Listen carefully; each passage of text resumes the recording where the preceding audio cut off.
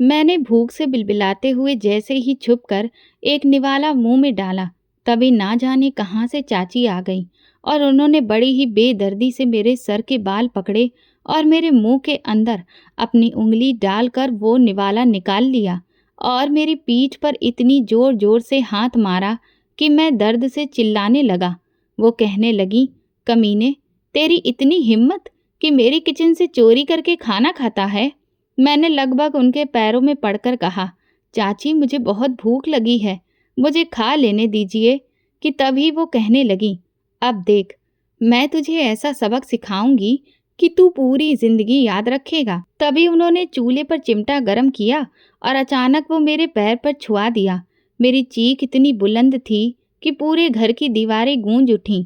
पापा के गुजर जाने के बाद मेरी पूरी दुनिया उजड़ गई थी। ऐसा लगा जैसे हमारे घर की सारी रोशनी कोई छीन ले गया हो और हर तरफ अंधेरा फैल गया हो। पापा जब तक जिंदा थे, घर का माहौल सुकून भरा था। वो हमेशा हमें हिम्मत देते, मम्मी को ढांढस बंधाते और चाचा चाची की बातों को नज़रअंदाज कर देते। लेकिन उनके जाने के बाद सब कुछ बदल गया। चाचा चाची ने मौका देखा और तुरंत हमारे हिस्से की ज़मीन और घर पर कब्जा कर लिया। वो कहते थे कि ये घर हमारा है, ये ज़मीन हमारी है, अब तुम लोगों का इस पर कोई हक नहीं। मम्मी बेबस हो गई थी।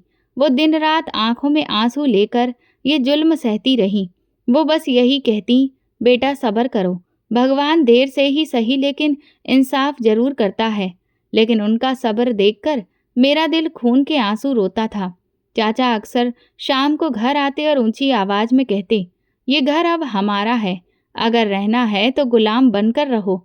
मम्मी चुप हो जाती, सिर झुका लेती और सिर्फ इतना कहती, ये घर हमारा है, हम किसी का हक नहीं मार रहे।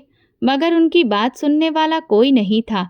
चाची तो और भी जहर घोल देती, कहती, कितने दिन तक हम तुम्हें पालेंगे? ये लड़का दिन ब दिन बड़ा हो रहा है, कल को काम धंधा क्या करेगा? बोझ है हमारे ऊपर। मैं मम्मी के पीछे छुपकर ये सब सुनता और अंदर से कांप जाता। मम्मी रात को मेरे पास बैठकर मेरा सर सहलाती और कहती, बेटा ये वक्त गुजर जाएगा, तू हिम्मत मत हारना, भगवान इंसाफ जरूर करता है। मैं आंसू पोंछते हुए कहता, मम्मी पापा हमें छोड़कर क्यों चले गए? मम्मी मेरे माथे को चूम कर कहती, बेटा मौत किसी के बस में नहीं होती, लेकिन याद रखो, पापा ने तुम्हें आशीर्वाद दिया था कि तुम बड़े होकर कुछ बनोगे। मैं उनकी बात सुनता मगर दिल का बोझ कम नहीं होता। वक्त गुजरता गया और मम्मी की तबीयत दिन ब दिन बिगड़ती गई। वो बार बार खांसती, खाने को कुछ ना होता तो अपना हिस्सा मुझे दे देती, कहती, बेटा तू खा ले, मुझे भूख नहीं है। लेकिन उनकी आंखों से भूख साफ दिखाई देती थी। एक दिन वो बहुत देर तक बिस्तर से नहीं उठी। मैंने उनका हाथ पकड़कर कहा, मम्मी उठो ना, मुझे डर लग रहा है। वो हल्की सी मुस्कुराई और बोली, बेटा मेरा वक्त करीब आ गया है, हिम्मत रखना, भगवान तेरे साथ है। मेरी आंखों से आंसू बह निकले। मैंने कहा, मम्मी मुझे छोड़कर मत जाना। लेकिन किस्मत के सामने कोई कुछ नहीं कर सकता। कुछ ही दिन बाद वो सचमुच दुनिया से चली गईं। अंतिम संस्कार के दिन मेरा दिल फट रहा था। लोग आए, शोक जताया और फिर एक एक करके चले गए। मैं शमशान में उनकी चिता के पास बैठा रोता रहा। वो मेरी जिंदगी का सबसे अंधेरे पल था। पापा के बाद मम्मी भी चली गई और मैं अकेला रह गया। लेकिन ये अकेलापन भी पूरा नहीं हुआ। इस पर रिश्तेदारों के कड़वे शब्दों ने घाव पर नमक छिड़क दिया। अंतिम संस्कार से लौटते समय चाची मेरे पास आई और बोली, माँ बाप मर गए, अब ये लड़का हमारे लिए बोझ है। मैंने हैरानी से उनकी तरफ देखा। वो मेरा हाथ झकझोरते हुए बोली, यहाँ तेरे लिए कोई जगह नहीं है, निकल जा हमारे घर से। मैंने डरते हुए कहा, चाची मैं कहाँ जाऊँगा? उन्होंने सख्त लहजे में कहा, जहाँ मर्जी जा, हमें इस भिखारी से कोई मतलब नहीं। मैंने चाचा की तरफ देखा, लेकिन वो चुप रहे, जैसे मैं उनके लिए अजनबी हूँ। चाची ने मुझे धक्का देकर दरवाजे के बाहर फेंक दिया। दरवाजा जोर से बंद हुआ और मैं सड़क पर अकेला खड़ा रह गया। दिल में गम था, आंखों में आंसू थे और पेट भूख से मरोड़ खा रहा था। मैं जमीन पर बैठ गया और रोते रोते कहने लगा, भगवान अब मैं कहाँ जाऊं? उसी रात मैं ठंडी में सड़क के किनारे लेट गया। नींद कहाँ आने वाली थी। भूख और डर ने आंखों से नींद छीन ली थी। सुबह जब आंख खुली तो कुछ बच्चे मुझे देखकर हंस रहे थे। एक बोला, देखो नया भिखारी आ गया है। मैंने शर्म से नजरें झुका ली। दिल चाहा कि जमीन फट जाए और मैं उसमें समा जाऊं। जिंदगी का पहला दिन बिना छत और खाने के ऐसे ही बीता। अगले दिन भूख ने मुझे मजबूर कर दिया कि मैं लोगों के आगे हाथ फैलाऊं, लेकिन आत्मसम्मान ने रोका। मैंने देखा कुछ लड़के गाड़ियां साफ करके पैसे कमा रहे हैं। मैंने भी उनकी तरह शीशे पर पानी छिड़का और कपड़ा मारा। एक गाड़ी वाले ने मुझे 2 रुपए दिए। उस वक्त वो मेरे लिए किसी खजाने से कम नहीं थे। मैं 2 रुपए लेकर भागा और रोटी खरीदी। पहली बार समझ आया कि भूख इंसान से सब कुछ करवा सकती है। दिन महीनों में बदल गए। मैं दिन भर गाड़ियां साफ करता और रात को किसी पेड़ के नीचे या फुटपाथ पर सो जाता। सर्दी में कांपता, बारिश में भीगता और गर्मी में पसीने से तरबतर हो जाता। कभी कभी सोचता अगर पापा जिंदा होते तो क्या ऐसा होता। फिर दिल जवाब देता, नहीं, वो हमें कभी अकेला नहीं छोड़ते। एक दिन शाम को गाड़ी साफ करते हुए मेरी आंखों से आंसू बह निकले। पास खड़े एक आदमी ने पूछा, क्यों रो रहे हो बेटा? मैंने झूठ कहा, आंख में धूल चली गई है। लेकिन सच ये था कि भूख और अकेलेपन ने मेरी हिम्मत तोड़ दी थी। रात को जब सब लोग अपने अपने घर चले गए तो मैं सड़क किनारे बैठकर आसमान देखने लगा। तारे चमक रहे थे, मगर मेरा दिल अंधेरे में डूबा था। मैंने आंखें बंद करके प्रार्थना की, हे भगवान, मुझे भी एक छत दे दे, एक कमरा दे दे जहां मैं सुकून से सो सकूं। फिर मैं जमीन पर लेट गया और आंसुओं के बीच नींद के इंतजार में रहा। जिंदगी की सड़क पर भटकना मेरे लिए दर्द बन चुका था। हर दिन एक नई परीक्षा लेकर आता। कभी पेट की आग बुझाने के लिए होटल के कचरे में झांकता, कभी किसी होटल के नौकर के पीछे जाकर बचा हुआ खाना तलाश करता। कई बार हाथ खाली रह जाते और मैं कचरे के ढेर के पास बैठकर सोचता, क्या मेरी जिंदगी भी एक दिन इसी ढेर की तरह खत्म हो जाएगी? कभी सर्द रातों में पत्थर पर सिर रखकर सोता। फुटपाथ पर लेटते वक्त कुत्ते पास आकर भौंकते और मैं डर कर कानों पर हाथ रख लेता। सुबह जब आंख खुलती तो जिस्म अकड़ा हुआ होता, हड्डियां दर्द कर रही होती, लेकिन उठना पड़ता क्योंकि पेट भूखा होता। लोग मुझे देखकर या तो हंसते या तरस खाते, मगर कोई आगे बढ़कर हाथ नहीं बढ़ाता। कई बार मैंने सुना, लोग कहते ये सड़क पर भेड़ बकरियों की तरह क्यों घूमते हैं, कोई काम क्यों नहीं करते। उनके ताने मुझे तीर की तरह लगते, जबकि मैं दिन रात गाड़ियां साफ करता था, लेकिन मेरी मेहनत उन्हें कभी दिखाई नहीं दी। चाची के शब्द बार बार याद आते, बोझ है ये लड़का। और मैं सचमुच खुद को बोझ समझने लगा। लगता था जैसे मैं इस दुनिया में गलती से पैदा हो गया हूँ। गाड़ियां साफ करते वक्त जब भी किसी बच्चे को अपने माता पिता के साथ देखता तो दिल चीरने लगता। एक बार मैंने देखा एक बच्चा अपने पापा के कंधे पर बैठा हंस रहा था। उसके पापा कभी उसे गोद में लेते, कभी गाल पर चूमते। मैं उन्हें देखता रह गया। दिल में टीस उठी और आंखों से आंसू बहने लगे। मैंने आसमान की तरफ देखा और धीरे से कहा, भगवान, मेरे पापा कहाँ हैं? मेरी मम्मी कहाँ हैं? लेकिन जवाब में बस खामोशी मिली। भूख की तकलीफ आंखों से बहते आंसुओं में बदल गई। पापा की मौत के बाद मेरी दुनिया एकदम उजड़ गई थी। यूं लगा जैसे किसी ने हमारे घर की रोशनी छीन ली हो और हर तरफ अंधेरा फैल गया हो। पापा जब तक जिंदा थे घर की हवा में सुकून था, लेकिन उनके जाते ही सब बदल गया। कई बार ऐसा हुआ कि मैंने किसी होटल के बाहर रोटी के टुकड़े पड़े देखे और दिल चाहा कि उठाकर खा लूं, लेकिन राहगीर मुझे देखते तो शर्म आती। मैं पेट पर हाथ रखकर वहां से हट जाता। एक दिन भूख इतनी तेज हुई कि मेरा जिस्म कांपने लगा। मैंने एक आदमी से कहा, साहब, गाड़ी का शीशा साफ कर दूं? उसने मुझे गुस्से से धकेल दिया और कहा, भिखारी कहीं के, दूर हट जा मेरी महंगी गाड़ी से, वरना पुलिस बुला लूंगा। मैं सहम गया और फुटपाथ पर जा बैठा। वो मुझे देखकर बड़बड़ाता रहा, साले नाली के कीड़े, जाने कहाँ कहाँ से आ जाते हैं। कुछ देर बाद एक और गाड़ी आई। इस बार गाड़ी वाले ने कहा, हाँ साफ कर दे। मैंने जल्दी जल्दी शीशा साफ किया तो उसने 5 रुपए दिए। वो रुपए मेरे लिए खजाने से कम न थे, मैं भागा और जाकर एक सादी रोटी खरीदी। वो रोटी खाते वक्त मुझे लगा जैसे मैंने कोई त्योहार का खाना खाया हो। एक रात मैं कमजोरी के साथ गाड़ियां साफ कर रहा था। बारिश हो रही थी और मेरा बदन कांप रहा था। पानी मेरे कपड़ों से गुजर रहा था। मैं भीगता जाता। सर्दी ने हड्डियों तक कपकपी भर दी। गाड़ियां तेजी से गुजर जाती और मैं उनके पीछे दौड़ने की हिम्मत नहीं कर पाता। एक गाड़ी वाले ने शीशा नीचे किया और तंज कसते हुए बोला, ओ छोटे, बारिश में भी पैसों के पीछे भाग रहा है। मैंने नजरें झुका ली। कुछ कहने की हिम्मत ही ना हुई। मैंने गाड़ी का शीशा साफ किया, लेकिन वो हंसते हुए गाड़ी आगे बढ़ा गया। मुझे कुछ न मिला। मैंने मन ही मन कहा, हे भगवान, अगर यही जिंदगी है तो तू मुझे अब मौत दे दे। मेरे होंठ कांप रहे थे। आंखों से आंसू बारिश की बूंदों के साथ मिलकर बह रहे थे। पेट भूखा था, हाथ खाली था, जिस्म थका हुआ था। मुझे लगा अब मैं और नहीं जी सकता। मैंने फुटपाथ पर बैठकर चेहरा दोनों हाथों में छुपा लिया। दिल चाह रहा था कि बस जमीन फट जाए और मैं उसमें समा जाऊं। लेकिन शायद जिंदगी यही है, किसी के लिए नरम बिस्तर तो किसी के लिए पत्थर जैसी कठोर। अगले दिन मैं एक बहुत ही प्रसिद्ध पिकनिक स्पॉट पर गया, जहां बहुत सारे अमीर लोग अपने बच्चों के साथ घूमने फिरने के लिए आते थे। मैं उन्हें देखकर मन ही मन अपने माँ बाप को याद कर रहा था। वो लोग अपने बच्चों को बहुत अच्छी अच्छी चीज खिलाने और बच्चे खुशी खुशी बेफिक्र होकर खूब खेल रहे थे। मैं बस ये सोच रहा था कि अगर इनमें से कोई कुछ खाने के लिए छोड़ दे तो आज मेरा उससे पेट भर जाएगा। धीरे धीरे शाम ढलने लगी। मैं वहां से उठकर जाने लगा कि तभी अचानक मुझे किसी की चीख सुनाई दी। पीछे पलटकर देखा तो एक औरत और आदमी जोर जोर से चिल्ला रहे थे।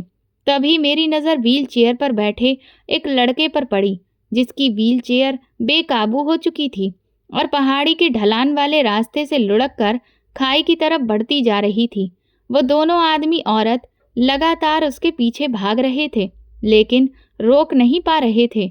वो बच्चा बेचारा जो उसे व्हील चेयर पर बैठा था, अपने मम्मी पापा को पुकार कर रो रहा था। हर कोई वहां पर खड़ा होकर ये तमाशा देख रहा था। तभी न जाने मुझे क्या हुआ, मैं फुर्ती से उस व्हील चेयर की तरफ लपका और अचानक कूदकर उसका पिछला पहिया पकड़ लिया। लेकिन जब तक वो व्हील चेयर रुकी तब तक मैं कुछ दूर तक घसीट चुका था। पर राहत की बात यह थी कि कुछ दूर जाकर वो गाड़ी रुक गई। तभी वो दोनों औरत आदमी वहां आए और अपने बच्चे को सही सलामत देखकर सुकून की सांस ली।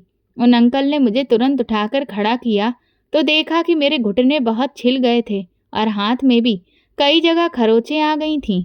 उन्होंने अचानक मुझे अपने गले से लगा लिया और मेरे सर पर हाथ फेरते हुए कहने लगे, बेटा, तुम्हें तो बहुत चोट आ गई है, लेकिन तुमने इस सब की परवाह नहीं की और मेरे बेटे की जान बचा ली।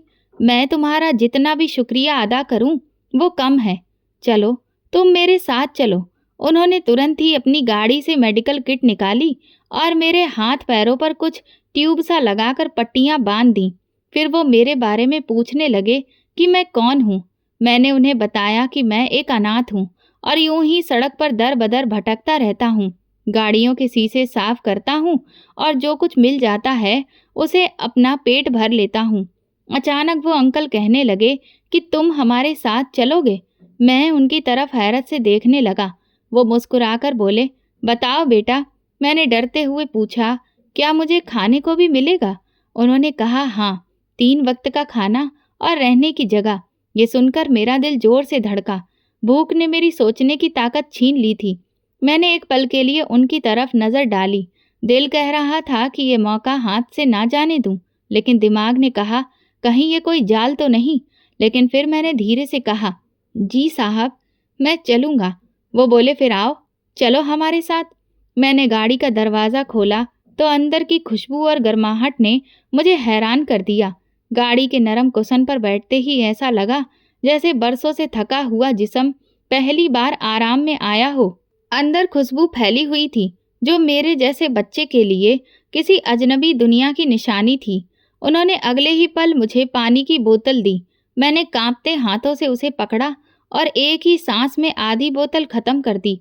फिर उन्होंने एक डब्बा आगे बढ़ाया जिसमें खाना था। उस वक्त मेरी आंखों में खुशी और हैरत दोनों भरी हुई थी। मैंने हिचकिचाते हुए कहा, ये सब मेरे लिए है। वो मुस्कुराकर बोले, हाँ बेटा, ये सब तुम्हारे लिए है, खाओ और जितना चाहो खाओ। मैंने डब्बा खोला, उसमें गरम रोटी, सब्जी और मीठा भी था। वो खुशबू मेरे होश पर छा गई। मैंने जल्दी जल्दी निवाले मुंह में डाले। हर निवाला मेरे अंदर की जान वापस ला रहा था। वो मुझे गौर से देखते रहे। खाना खत्म करने के बाद मैंने शर्मिंदा होकर कहा, साहब मैं बहुत भूखा था। वो हंस पड़े और बोले, बेटा भूख लगना शर्म की बात नहीं, अब तुम्हारे दिन बदलने वाले हैं। उनकी मुस्कान मेरे दिल को और मजबूत कर रही थी। गाड़ी आगे बढ़ती गई। बाहर अंधेरी सड़कों पर पानी बह रहा था और दुकानों की रोशनियां धीमी थीं। मैंने पहली बार सोचा कि शायद किस्मत वाकई बदल सकती है। वो साहब खामोश थे, कभी कभी फ़ोन पर बात कर लेते और वो आंटी और उनका बेटा मेरे बगल में बैठे थे।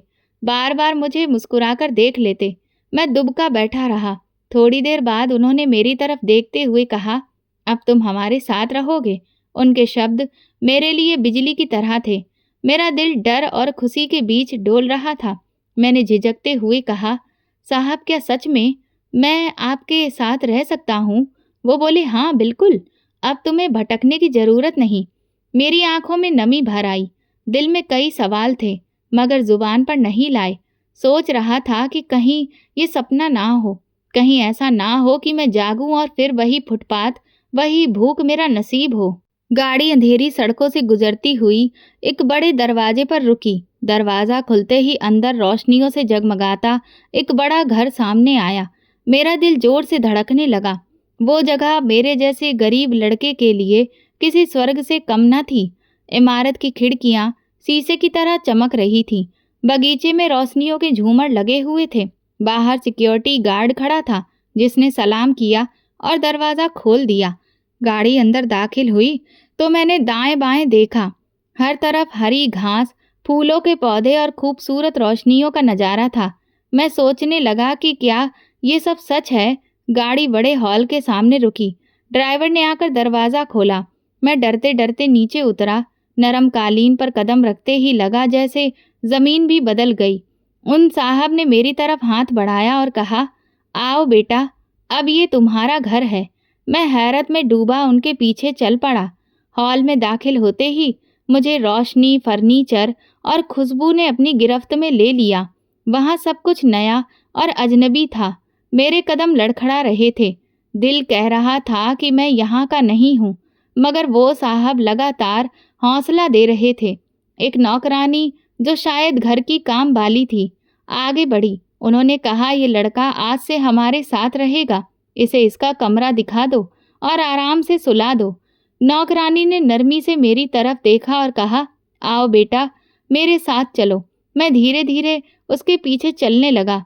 रास्ते में लंबी लंबी दालानों से गुजरते हुए मेरा सिर चकरा रहा था। हर तरफ शीशे के फ्रेम, खूबसूरत तस्वीरें और कीमती सामान रखा था। जब वो मुझे कमरे में ले गई तो मैं दंग रह गया। बिस्तर इतना नरम और बड़ा था कि मैंने जिंदगी में कभी देखा ही नहीं था। खिड़की के पास मेज पर खाने के ढेर सारे बर्तन रखे थे। नौकरानी ने कहा, ये तुम्हारे लिए हैं, जब चाहो खा लेना। मैंने सिर झुकाकर धीरे से कहा, धन्यवाद। वो मुस्कुरा दी और बाहर चली गई। कमरे में अकेला रहकर मैंने चारों तरफ देखा। मेरा दिल जोर जोर से धड़क रहा था। सोच रहा था कि कल तक मैं फुटपाथ पर ठंड में कांप रहा था और आज यहाँ हूँ। मैंने बिस्तर पर लेटने की कोशिश की। नरम बिस्तर पर लेटते ही मेरी आंखों में आंसू आ गए। दिल कह रहा था कि शायद ये सब सपना है, लेकिन ये सपना हकीकत में बदल चुका था। मैंने खिड़की से आसमान की तरफ देखते हुए कहा, हे भगवान, क्या सचमुच मेरी जिंदगी बदलने वाली है? और फिर बरसों के बाद एक सुकून की नींद ने मुझे अपनी बाहों में भर लिया। अगली सुबह मैंने खुद को एक साफ सुथरे कमरे में पाया। खिड़की के पर्दों से रोशनी अंदर आ रही थी और कमरा किसी बड़े होटल से कम नहीं लग रहा था। बिस्तर नरम था, उस पर चादर इतनी खुशबूदार थी कि मेरा मन कर रहा था कि बार बार चेहरा उसमें छुपा लूं। बरसों के बाद मैंने सुकून की नींद सोई थी, मगर जब आंख खुली तो कुछ लम्हों के लिए यकीन ही नहीं आया कि ये सब सच है। मैं सोचता रहा कि क्या वाकई ये सब मेरा है यह सपना है। तभी दरवाजे पर हल्की दस्तक हुई। एक नौकरानी अंदर आई और नरमी से बोली, बेटा नाश्ते के लिए नीचे आइए, पिताजी तुम्हें बुला रहे हैं। मैं सहम गया, पिताजी, मगर उसके साथ चलने लगा। सीढ़ियों से नीचे उतरते वक्त मेरा दिल बहुत तेज धड़क रहा था। हॉल में एक लंबी सी मेज लगी थी जिस पर तरह तरह के खाने रखे थे। सामने वो बुजुर्ग बैठे थे जिन्होंने मुझे पिछली रात पनाह दी थी। वो दया भरी नज़र से मुझे देख रहे थे। उन्होंने मुस्कुराकर कहा, बेटा आ जाओ, हमारे साथ नाश्ता करो। मैं झिझकते हुए कुर्सी पर बैठ गया। पहली बार किसी ने मुझे इतनी इज्जत से कुर्सी पर बैठाया था। उन्होंने पूछा, क्या नाम है तुम्हारा? मैंने धीरे से कहा, अमर। वो बोले, अच्छा अमर, हम चाहते हैं कि तुम यहाँ खुश रहो। फिर वो थोड़े गंभीर हुए और बोले, देखो हमारा बेटा लाचार है, हमें उसका साथी चाहिए। ये सुनकर मैं चौंक गया। मैंने उनकी आंखों में देखा, वहाँ सच्चाई और दर्द साफ झलक रहा था। उन्होंने आगे कहा, तुम हमारे साथ रहोगे, खाओगे, पढ़ोगे और हमारे बेटे की देखभाल भी करोगे। मेरे दिल से जैसे एक बोझ उतर गया। पहली बार लगा कि किस्मत मेरे साथ मेहरबान हो रही है। मैंने इज्जत से कहा, पिताजी मैं पूरी कोशिश करूँगा। वो खुश होकर बोले, हमें तुम पर पूरा यकीन है। फिर नौकरानी ने मेरा स्कूल बैग और यूनिफॉर्म लाकर दिखाया। मेरा दिल खुशी से धड़कने लगा। उसी दिन स्कूल में मेरा दाखिला करा दिया गया। मुझे किताबें मिली, यूनिफॉर्म मिला और एक मास्टर ने मेरा स्वागत किया। स्कूल का माहौल मेरे लिए बिल्कुल नया था। पहले दिन सब बच्चे मुझे हैरत से देख रहे थे। कुछ ने कहा, ये नया लड़का है, लगता है गरीब घर से आया है। लेकिन मास्टर ने कहा, ये अमर है, अब ये तुम्हारा दोस्त है। दिन के वक्त मैं पढ़ाई करता और शाम को उनके बेटे के साथ समय बिताता। वो मेरा हमउम्र था, मगर जन्म से लाचार होने की वजह से हमेशा खामोश और अकेला रहता। जब मैं पहली बार उसके कमरे में गया तो वो व्हील चेयर पर बैठा खिड़की से बाहर देख रहा था। मैंने धीरे से कहा, हेलो, मेरा नाम अमर है। उसने सिर उठाया मगर कोई जवाब नहीं दिया। मैं पास गया और हाथ बढ़ाते हुए पूछा, क्या हम दोस्त बन सकते हैं? वो खामोश रहा। मैंने मन ही मन ठान लिया कि इसे अपना दोस्त बनाकर रहूंगा। अगले दिन मैंने स्कूल में सुनी कहानियां उसे सुनानी शुरू की। कभी राजकुमार और राक्षस की कहानी, कभी किसी बहादुर लड़के की दास्तान। वो मुझे देखकर चुपचाप सुनता, मगर उसकी आंखों में हल्की सी चमक दिखाई देती। एक दिन मैंने कहा, देखो, अगर तुम चाहो तो हम शतरंज खेल सकते हैं। उसने पहली बार हल्की आवाज में कहा, मुझे खेलना नहीं आता। मैंने खुश होकर कहा, मैं सिखा दूंगा। यूं हमारी बातचीत की शुरुआत हुई। वक्त गुजरता गया। मैं स्कूल के बाद सीधा उसके पास आता। कभी हम हंसी मजाक करते, कभी मैं उसे ड्राइंग सिखाता। मैंने उसे कागज पर पहाड़, नदी और घर बनाना सिखाया। उसने कहा, तुम्हें ड्राइंग अच्छी आती है? मैंने जवाब दिया, हाँ, मेरी माँ कहती थी तुम बड़े होकर चित्रकार बनोगे। ये सुनते ही उसने कहा, काश मेरी माँ भी ऐसे ही सपने मेरे लिए देखती। मैंने महसूस किया कि वो अंदर से बहुत उदास रहता है। धीरे धीरे वो भी मेरे करीब आ गया। एक दिन उसने कहा, अमर, तुम्हारे आने से मेरा कमरा कम अकेलेपन से भरा लगता है। ये सुनकर मेरी आंखें भर गईं, मगर मैंने हंसकर कहा, अब तो हम हमेशा साथ रहेंगे। उसने पहली बार खुलकर हंसी लगाई। वो हंसी मेरे लिए इनाम थी। कुछ हफ्तों बाद उसके पिता ने मुझे कहा, बेटा तुमने हमारे बेटे को बदल दिया है। पहले वो कभी मुस्कुराता नहीं था, अब वो तुम्हारे साथ हंसता है। मैंने शर्मिंदा सा होकर कहा, पिताजी मैंने कुछ नहीं किया, ये सब भगवान की मर्जी है। उन्होंने मेरे सिर पर हाथ रखा और कहा, भगवान तुम्हें यूं ही कामयाब करे। मेरे पास एक नया दोस्त और एक नया घर आ गया। सुबह मैं स्कूल में पढ़ता, दिन में खेलता और शाम को अपने दोस्त को कहानियाँ सुनाता। कभी कभी हम दोनों आंगन में बैठकर आसमान देखते और सपने बांटते। वो कहता, मेरा सपना है कि मैं एक दिन चल सकूं। मैं कहता, और मेरा सपना है कि मैं बड़ा आदमी बनूं। हम दोनों खामोश हो जाते, मगर दिल में उम्मीद की किरण हमेशा जलती रहती। मेरे दिन रंगीन होने लगे। सुबह स्कूल जाना मेरे लिए किसी त्योहार से कम नहीं था। यूनिफॉर्म पहनकर जब मैं आईने में खुद को देखता तो यकीन नहीं आता कि ये वही अमर है जो कभी फुटपाथ पर सोता था। स्कूल के गेट पर चौकीदार अक्सर मुस्कुराकर कहते, शाबाश अमर, तुम रोज सुबह वक्त पर आते हो। मैं जवाब देता, हाँ, क्योंकि पढ़ाई मेरा सबसे बड़ा खजाना है। क्लास में जाते ही मास्टर खुशी से मेरा नाम लेते। वो अक्सर कहते, ये लड़का दूसरों के लिए मिसाल है। दोपहर दोस्त के साथ बीतती। स्कूल से लौटकर मैं सीधा उसके कमरे में जाता। वो मेरा इंतजार करता। अक्सर कहता, अमर, आज कौन सी नई कहानी सुनाओगे? और मैं कभी जंगल की सैर की कहानी सुनाता तो कभी किसी बहादुर सैनिक का किस्सा। वो हर मोड़ पर सवाल पूछता। एक दिन उसने कहा, काश मैं भी तुम्हारी तरह दौड़ सकता और खेल सकता। मैंने नरमी से जवाब दिया, तुम दिल के मजबूत हो, ये सबसे बड़ी ताकत है। वो मुस्कुरा दिया। उसकी मुस्कुराहट मेरे दिल को सुकून देती। उसके माँ बाप मेरी मेहनत और सच्चाई देखकर खुश होते। एक दिन उसकी माँ ने मुझे रोक कर कहा, अमर, तुम हमारे लिए बेटे जैसे हो। तुम्हारे बिना हमारा घर अधूरा लगता है। मैंने नजरें झुकाकर कहा, माँ जी, ये सब आपकी दुआओं का असर है। वो मेरे माथे पर हाथ फेरकर आशीर्वाद देती। उनका ये प्यार मेरे अंदर भरोसा भरता। मुझे पहली बार एहसास हुआ कि मैं भी किसी के लिए कीमती हूँ। पहले लोग मुझे बोझ कहते थे, अब यहाँ लोग मेरी तारीफ करते थे। स्कूल में पढ़ाई में बेहतरीन परफॉर्मेंस दिखाई। मेरा नाम अक्सर बोर्ड पर लिखा जाता। एक दिन प्रिंसिपल ने पूरी क्लास के सामने कहा, अगर मेहनत करनी हो तो अमर से सीखो। मैं शर्मा गया, मगर दिल के अंदर खुशी का तूफान था। टीचर हमेशा मेरी तारीफ करते। रमेश सर अक्सर कहते, ये लड़का सवाल छोड़ता नहीं जब तक हल न निकाल ले। अंग्रेजी वाले मिश्रा सर कहते, अमर की स्पीच सुनकर लगता है ये एक दिन बड़ा वक्ता बनेगा। ये बातें मेरी हिम्मत बढ़ाती। मुकाबलों में पोजीशन ली, इनाम जीते। एक बार पेंटिंग का मुकाबला हुआ। मैंने पहाड़, नदी और सूरज की रोशनी का सीन बनाया। जजों ने कहा, ये कमाल की सोच है।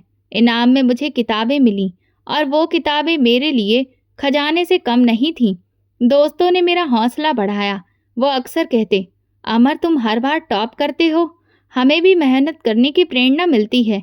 मैं हंसकर कहता, अगर तुम भी दिल लगाकर पढ़ो तो सब मुमकिन है। यूं मैं दूसरों के लिए भी उम्मीद का जरिया बन गया। मैंने सोचा, जिंदगी अगर दूसरा मौका देती है तो इसे ज़ाया नहीं करना चाहिए। मैंने दिल में कसम खाई कि अब कभी पीछे नहीं हटूंगा।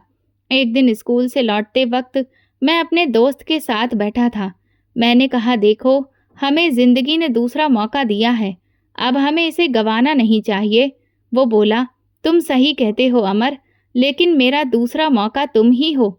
अगर तुम ना होते तो मेरा दिल कभी हंसता ही नहीं। ये सुनकर मैं खामोश हो गया, मगर अंदर अजीब सा सुकून फैल गया। मेरा दिल हर वक्त माँ को याद करता। अक्सर रात को छत पर जाकर आसमान देखता और कहता, मम्मी, आप मुझे देख रही हो ना? आपका अमर अब बदल गया है। काश आप जिंदा होती और मुझे इस हाल में देखती। कभी सोचता, अगर आप मेरे साथ होती तो मुझे अपने बाजू में भरकर फक्र करती। 4 साल पलक झपकते गुजर गए। मैं जवान होने लगा और ख्वाब बड़े होने लगे। स्कूल की पढ़ाई खत्म होने के करीब थी। टीचर कहते, अमर, तुम्हारे लिए कॉलेज के दरवाजे खुले हैं। मेरे दिल में बड़े सपने जन्म ले रहे थे। मैं चाहता था एक दिन अपने लिए और दूसरों के लिए कुछ करूं, लेकिन दिल के किसी कोने में पुराना दुख अभी भी जिंदा था। कभी कभी रात को सपने में पापा और मम्मी आते। मैं उनके पैरों में बैठता और कहता, देखो, अब मैं बदल गया हूँ। लेकिन फिर ख्वाब टूट जाता और मैं आंखों में आंसू लिए जाग जाता। एक दिन मैंने ठान लिया कि अपना हक वापस लूंगा, वही हक जो चाचा चाची ने मुझसे छीना था। मैंने अपने दोस्त के पिताजी से कहा, अंकल, मुझे एक दिन अपने घर वापस जाना है, मेरा हक लेना है जो मुझसे छीना गया था। उन्होंने मेरी आंखों में देखा और कहा, बेटा, वक्त आ गया है कि तुम अपनी जड़ों की तरफ लौटो, लेकिन याद रखना, बदला लेने वाले कभी सफल नहीं होते, हक के लिए लड़ने वाले हमेशा जीतते हैं। मैंने उनकी बात पर सिर हिलाया। दिल में एक आग जल रही थी। बरसों बाद अब मुझे अपने अतीत का सामना करना था। जब मैं 18 साल का हुआ तो अंदर पुराना दर्द फिर से उठ खड़ा हुआ। बरसों की मोहब्बत और सुकून के बावजूद पुराने जख्म हरे हो गए। स्कूल की पढ़ाई खत्म होने वाली थी और अब आगे बढ़ने के मौके मेरे सामने थे, मगर अंदर से आवाज़ आती, अमर, तेरा अपना घर कहाँ है? तेरा वो हक कहाँ है जो तुझसे छीना गया था? मैंने कई दिन ये सवाल दबाने की कोशिश की, मगर दबा नहीं सका। एक शाम हिम्मत करके पिताजी के पास गया। वो लाइब्रेरी में किताब पढ़ रहे थे। मैंने प्यार से कहा, मुझे आपसे एक बात करनी है। उन्होंने किताब बंद की और नरमी से कहा, हाँ बेटा बोलो। मैंने गहरी सांस ली और कहा, चाचा चाची ने मेरे पापा का घर हड़प लिया था। अब मैं बड़ा हो गया हूँ, अपना हक वापस लेना चाहता हूँ। वो चुपचाप मेरी तरफ देखते रहे, फिर उनके चेहरे पर हल्की मुस्कान आई। उन्होंने मेरे कंधे पर हाथ रखकर कहा, बेटा, जो हक पर होता है वो कभी अकेला नहीं होता। भगवान ऐसे लोगों के साथ होता है। उनकी बात ने मेरा हौसला और बढ़ा दिया। मैंने दिल में सोचा, अब वक्त है कि अतीत के अंधेरों को रोशनी से बदलूं। मुझे अपनी जड़ों की तरफ लौटना होगा। बरसों की भूख और आंसू याद आए तो दिल और मजबूत हो गया। उस रात नींद नहीं आई। करवटें बदलता रहा। आंखें बंद करते ही पुराने दृश्य सामने आने लगे। वो पल जब मुझे घर से धक्के देकर निकाला गया था, वो सर्द रातें, वो बारिश के दिन जब मैं फुटपाथ पर पड़ा रो रहा था। उसी बेचैनी में मुझे ख्वाब आया। मैंने देखा पापा और मम्मी मेरे सामने खड़े हैं। पापा ने मेरा हाथ पकड़कर कहा, बेटा, हमें तुम पर गर्व है, तुमने हार नहीं मानी। मम्मी मुस्कुराकर बोली, अब वक्त है तू अपना हक लेकर हमें सुकून दे। मैं चौंक कर उठ बैठा। आंखों से आंसू बह निकले। मैंने दिल से भगवान से प्रार्थना की, मुझे सफल करना। अगले दिन मैंने ठान लिया कि गाड़ी लेकर अपने पुराने घर जाऊंगा। सुबह जल्दी उठकर तैयार हुआ। यूनिफॉर्म की जगह सादे लेकिन साफ कपड़े पहने। पिताजी ने मुझे गाड़ी की चाबी दी और कहा, याद रखना, तुम हक लेने जा रहे हो, बदला लेने नहीं। मैंने सिर हिलाया। दोस्त, जो अब मेरा भाई बन चुका था, व्हीलचेयर पर मेरे पास आया। उसने मेरा हाथ पकड़ा और कहा, अमर, तुम्हें हिम्मत से जाना होगा, लेकिन याद रखना, तुम अकेले नहीं हो। मेरी दुआएं तुम्हारे साथ हैं। मैंने झुककर कहा, अगर तुम ना होते तो शायद मैं ये कदम ना उठा पाता। वो मुस्कुराकर बोला, दोस्त वही है जो मुश्किल वक्त में साथ हो। जाओ अमर, अब सही वक्त है। मैंने उसे गले लगाया और गाड़ी की तरफ बढ़ गया। गाड़ी में बैठते ही दिल तेजी से धड़क रहा था, मगर कदम पीछे हटने को तैयार नहीं थे। इंजन स्टार्ट किया तो दिल से प्रार्थना निकली, हे भगवान, मुझे सफल करना। रास्ता बहुत लंबा था। गाड़ी अंधेरी सड़कों और बाजारों और पुरानी गलियों से गुजरती रही। खिड़की से बाहर देखते हुए बचपन की यादें ताज़ा हो गईं। वही चौक जहां मैं खिलौनों के लिए जिद करता था, वही छोटा सा पार्क जहां पापा के साथ झूला झूलता था। मगर अब सब कुछ बदला बदला सा लग रहा था। रास्ते में एक जगह गाड़ी रुकी तो देखा कुछ बच्चे गली में क्रिकेट खेल रहे थे। अचानक गेंद मेरी गाड़ी के नीचे आ गई। एक बच्चा दौड़कर आया और बोला, अंकल, गेंद दे दीजिए। मैं चौंक गया। अंकल, ये शब्द मेरे लिए नया था। मैंने गेंद उठाकर उसके हाथ में दी। वो मुस्कुराया और भाग गया। मैंने सोचा, वाकई वक्त ने मुझे बदल दिया है।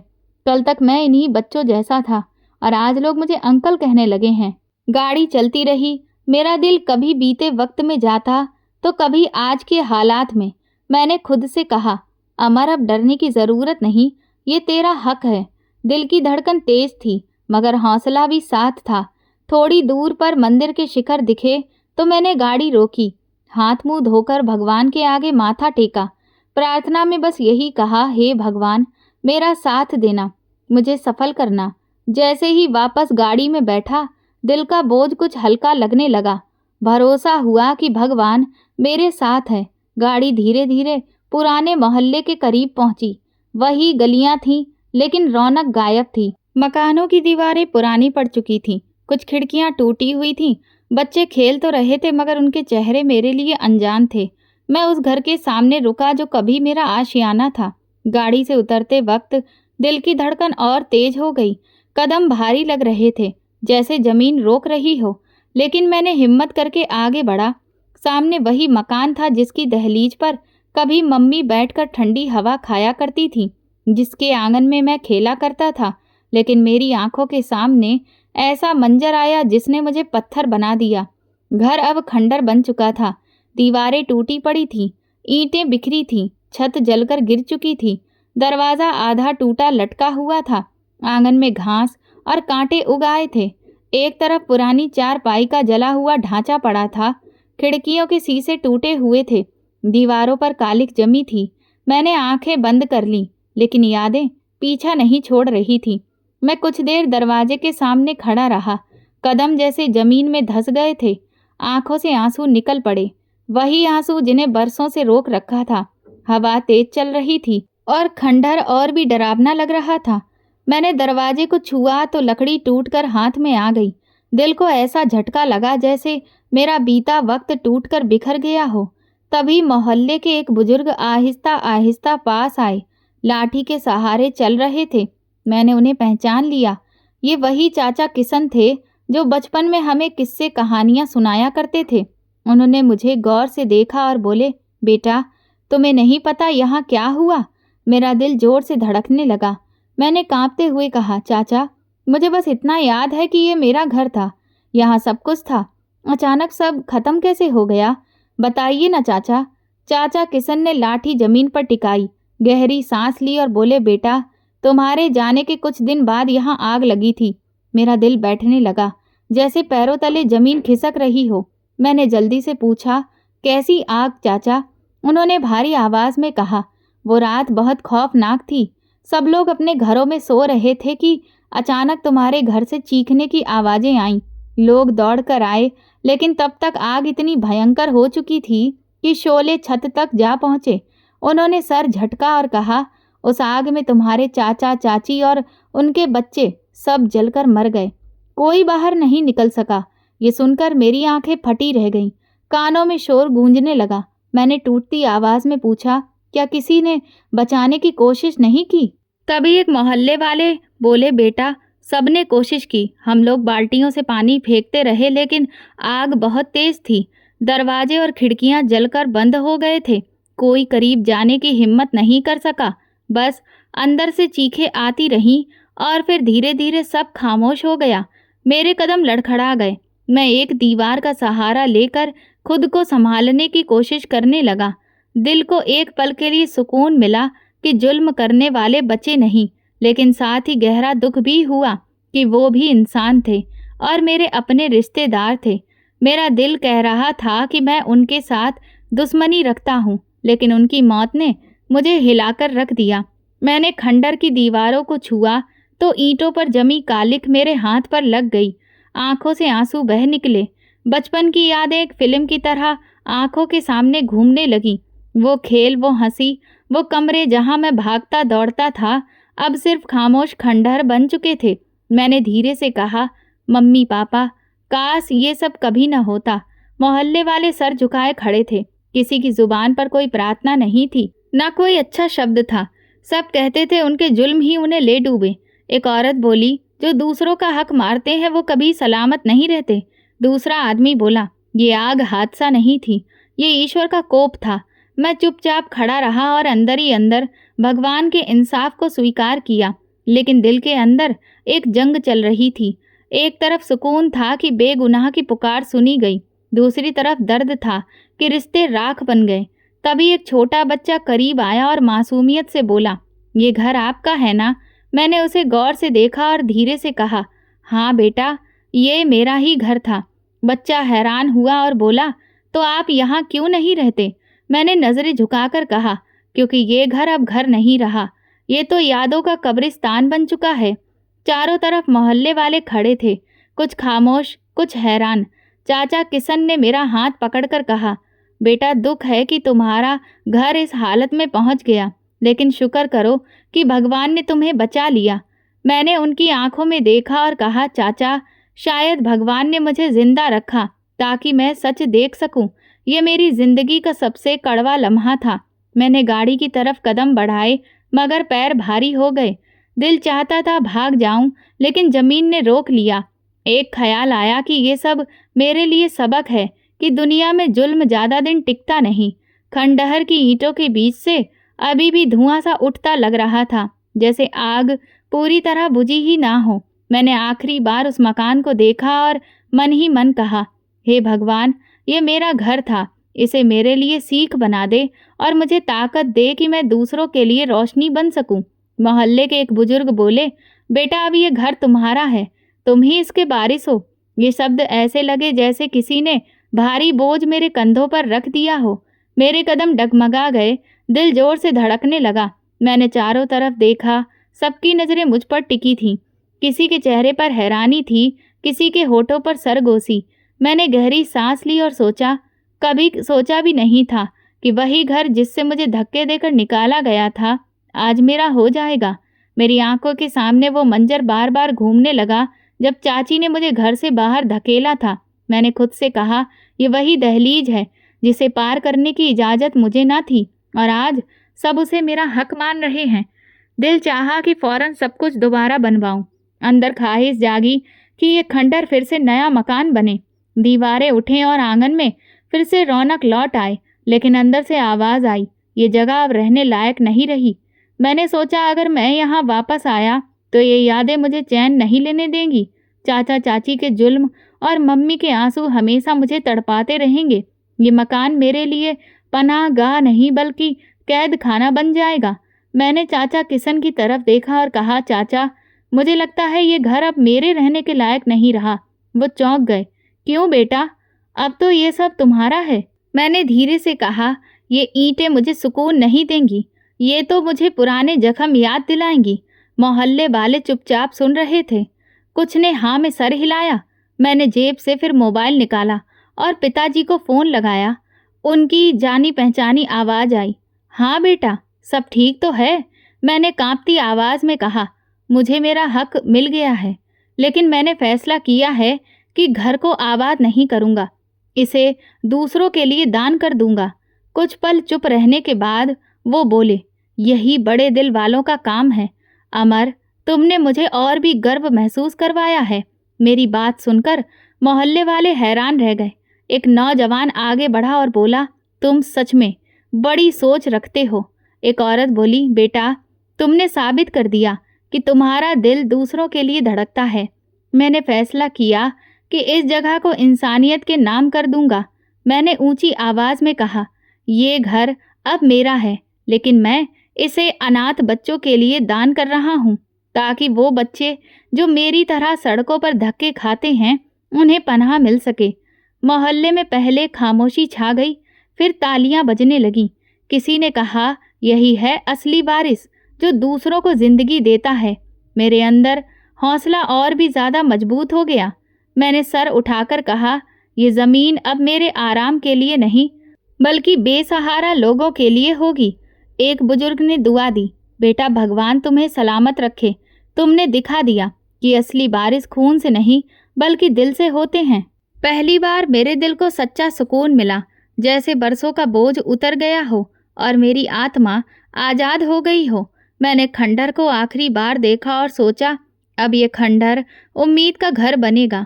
पिताजी की मदद से मैंने खंडहर गिरवा दिया। बड़े बड़े मजदूर आए, मशीनें लगी और ईंट पर ईंट तोड़ी गई। हर चोट के साथ मेरा दिल भी हिलता था, लेकिन मुझे पता था कि ये टूटना असल में नए सफ़र की शुरुआत है। बच्चे गलियों में खड़े तमाशा देख रहे थे।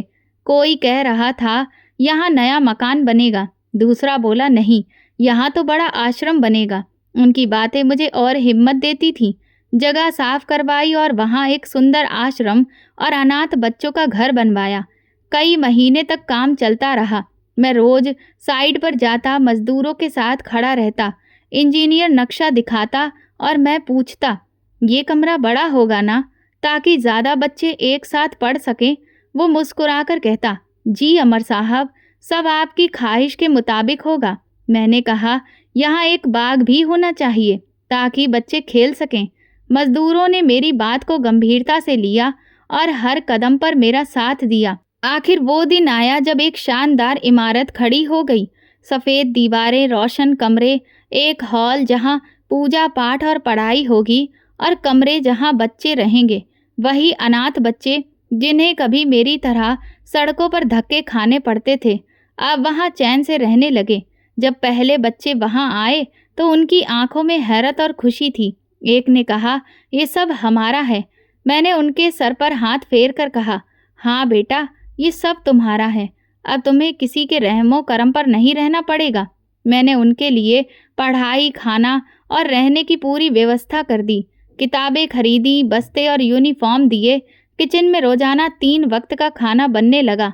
हर शाम बच्चे लाइन लगाकर खाना लेते और फिर खेलने भाग जाते। एक बच्चा मेरे पास आया और बोला, अंकल मैं पहली बार अपनी अलग खाट पर सोया हूँ। ये सुनते ही मेरी आंखों से आंसू निकल आए। हर बच्चे की हंसी मुझे अपनी कमी का उजाला लगती। जब वो खिलखिलाते और खेलते तो ऐसा लगता जैसे मेरा खोया हुआ बचपन लौट आया हो। मैं रोज उनके साथ वक्त बिताता, उन्हें प्यार देता, कभी क्रिकेट खेलता, कभी कहानियां सुनाता। एक दिन एक बच्चा बोला, अंकल क्या आप हमारे पापा हो? मैं चौंक गया, फिर मुस्कुराकर कहा, नहीं बेटा, मैं तुम्हारा सबसे बड़ा दोस्त हूँ और हमेशा तुम्हारे साथ रहूंगा। दिल ही दिल में दुआ करता कि मेरी मम्मी और पापा जहाँ भी हों खुश रहें। हर मंगलवार बच्चों के साथ मिलकर रामायण की चौपाइयाँ और भजन गाते और आखिर में माता पिता के लिए प्रार्थना करते। मुझे लगता जैसे उनकी आत्मा वहाँ सुकून में है। एक दिन मैंने बच्चों से कहा, ये सब मेरी मम्मी और पापा की दुआओं का असर है। इसी वजह से हम सब मिलकर ये काम कर रहे हैं। सब बच्चों ने हाथ जोड़कर जय माता दी कहा तो मेरा दिल भर आया। मैंने अपने चाचा चाची को भी दिल से माफ़ कर दिया। अक्सर सोचता था कि उनके जुल्म ने ही मुझे ये राह दिखाई। अगर वो मुझे धक्के न देते तो शायद मैं कभी ये सब ना कर पाता। इस सोच ने मेरे दिल से नफरत का बोझ हटा दिया। जिंदगी ने मुझे सिखाया कि बदला नहीं, माफ़ी और भलाई ही सबसे बड़ी ताकत है। एक दिन एक मास्टर ने मुझसे कहा, अमर, तुमने जो किया है वो बहुत कम लोग कर पाते हैं। लोग अमीर होकर भी दूसरों के लिए कुछ नहीं करते और तुमने तो अपना सब कुछ गरीबों के लिए न्यौछावर कर दिया। मैंने जवाब दिया, मास्टर जी, ये मेरा धन नहीं है, ये भगवान की अमानत है। यूं मेरा बीते दिनों का जख्म एक रोशन कल में बदल गया। जहाँ कभी मेरा घर जलकर राख हो गया था, वही अब भजन और रामायण की आवाज़ें गूंज रही थीं। बच्चे खेल रहे थे, उनकी हंसी गलियों तक फैल रही थी। एक दिन मैंने देखा कि मोहल्ले के लोग भी यहाँ आकर बैठते हैं, बच्चों की मदद करते हैं। मोहल्ला जो कभी सुनसान लगता था, अब एक मंदिर जैसा आंगन बन गया था। मैंने खुद से वादा किया कि अब कभी किसी अनाथ को अकेला नहीं छोड़ूंगा। जब भी कोई नया बच्चा आता, मैं उसे गले लगाकर कहता, अब तुम अकेले नहीं हो। बच्चे मुझे घेर लेते और कहते, अमर अंकल जिंदाबाद। वो शब्द मेरे लिए सबसे बड़ा इनाम थे। मेरी कहानी का अंत दरअसल एक नए शुरुआत का दरवाज़ा था। मैं जानता था ये रास्ता लंबा है, लेकिन अब मुझे कोई डर नहीं था। मैंने सोच लिया था कि ये ज़िंदगी सिर्फ मेरी नहीं, उन सबकी है जिन्हें सहारा चाहिए, और यही मेरा असली हक है। मैंने पिताजी के साथ उनके बिजनेस को संभालना शुरू कर दिया और साथ ही उनके बेटे के लिए विदेश में एक बहुत अच्छे डॉक्टर के बारे में पता किया, जिसने हमें इस बार पूरी उम्मीद दिलाई कि ऑपरेशन के बाद वो अपने पैरों पर एक बार फिर से खड़ा हो सकेगा। इस उम्मीद पर मैं और पिताजी रवि को लेकर अमेरिका पहुंचे। पिताजी उस वक्त बहुत डरे हुए थे, क्योंकि इससे पहले भी उन्होंने रवि के लिए बहुत प्रयास किए थे, लेकिन वो सारे असफल रहे। पर मैंने उन्हें भगवान पर भरोसा रखने के लिए कहा और फिर आखिरकार वो दिन आ गया जब हमें खुशखबरी मिली कि रवि का ऑपरेशन सफल रहा। और जब पहली बार वो अपने दोनों पैरों पर खड़े होकर धीरे धीरे कदमों से हमारी तरफ बढ़ा, तो मेरी आंखों में खुशी के आंसू थे। और पिताजी, उन्हें तो जैसे इस दुनिया की सारी खुशियां ही मिल गई थीं। रवि ने मुझे गले से लगा लिया और कहने लगा, तुम सच में मेरे सबसे अच्छे दोस्त हो। तुम्हारे विश्वास ने ही आज मेरी ज़िंदगी में वो चमत्कार किया है जिसकी उम्मीद मैं खुद बरसों पहले ही छोड़ चुका था। मेरी ज़िंदगी ने मुझे सिखाया था कि हमें असली खुशी तभी मिलती है जब हम दूसरों के लिए जीते हैं। और बस अब आगे मैं इसी सोच के साथ अपनी ज़िंदगी को जारी रखूँगा। तो दोस्तों, अगर आपको हमारी कहानी पसंद आई हो तो कमेंट करके ज़रूर बताएं। इस कहानी को ज़्यादा से ज़्यादा लाइक और शेयर करें। अगर आप चैनल पर नए हैं तो मेरे चैनल को सब्सक्राइब करें और बेल आइकन दबा दें, ताकि सारे नोटिफिकेशन और अगली अपडेट आपको मिलती रहे। धन्यवाद।